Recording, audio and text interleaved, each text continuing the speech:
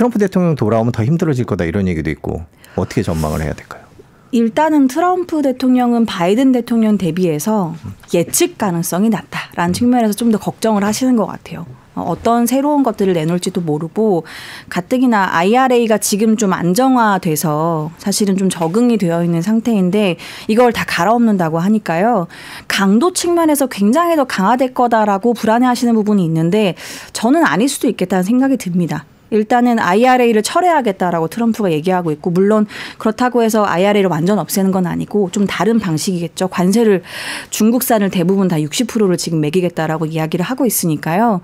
그러면 IRA보다 오히려 품목들은 조금 더 다양하게 부과를 할 수 있다라는 불안감들이 생길 수는 있는데 저는 사실 IRA가 가지고 있는 기본적인 컨텐츠들을 트럼프가 반대하는 건 아닌 것 같아요. 어쨌든 바이든의 이 잔상을 지우고 유권자들한테 나는 굉장히 새로운 아이디어로 중국을 압박할 거야 라고 얘기를 하려고 하는 것 같습니다. 그 메시지상으로 봤을 때는 IRA가 완전히 다 뒤바뀌는 상황은 아닐 것 같아요.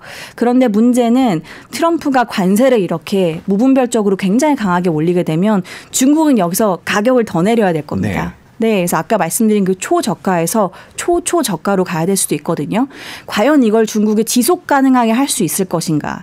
이게 이제 올해 경제에서 키가 될 것 같고 그러면 트럼프가 어쨌든 11월 달에 이제 선거인 거니까 그 전에는 이제 여러 가지 메시지로 좀 여러 가지 금융시장에 영향을 주겠지만은 실질적인 정책을 입안하거나 이러지는 못하거든요.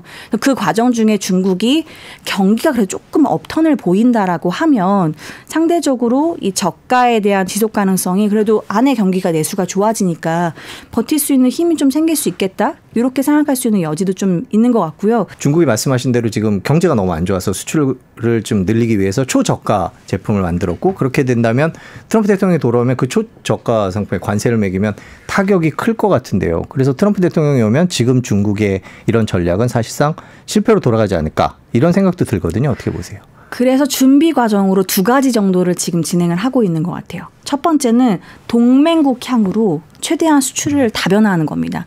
그래서 아까 자동차 수출이 생각보다 괜찮았다고 말씀드렸는데 러시아의 수출이 사실 굉장히 크긴 했습니다. 러시아항으로 수출이 꾸준히 최근 2, 3년 동안 50% 이상 수출을 러시아가 가지고 가면서 물론 러시아는 지금 달러 결제가 안 되니까 중국에서 들어오는 내구재 생필품들의 비중이 높아진 것도 많지만 러시아의 이 제재가 언제 없어질지 모르고 중국과의 이 무역 관계가 한번 물꼬를 이제 텄기 때문에 이 관계가 지속적으로 안정적으로 갈 수 있다고 하면 이 물량은 유지가 될 수 있겠다. 그리고 러시아뿐만 아니라 뭐 사우디라든지 브라질이라든지 이런 국가들이랑 무역량을 계속 늘리고 있는 상황이에요. 아세안까지 포함해서. 네. 그래서 동맹국 향으로 대미 수출 나갔던 것들의 이 감소폭을 동맹국 향으로 좀 돌리는 게 일본의 노력이 될 수 있을 것 같고요. 어느 정도 성과는 좀 보이고 있고. 두 번째로는 중국이 지금 해외 생산 기지를 만들기 위한 노력들을 상당히 많이 하고 있습니다. 네, 중국 안에서 생산 기지를 가져갔던 것들을 다른 아세안 국가들로 좀 중국마저도 빼고 있는 상황이고요. 이거는 중국의 GDP에 사실은 부정적인 영향을 줄 수는 있지만 그래도 중국 기업들의 이 경쟁력은 유지할 수 있는 방향으로 지속이 될 수 있는 방안이기는 하죠. 그래서 이 2가지가 생각보다 잘 워킹을 한다고 한다면 트럼프가 들어왔을 때 충격이 우리가 한 10 정도의 강도라고 봤었다고 하면 그래도 4, 5 정도는 좀 방어할 수 있는 레벨은 되지 않을까 이렇게 좀 보고 있습니다.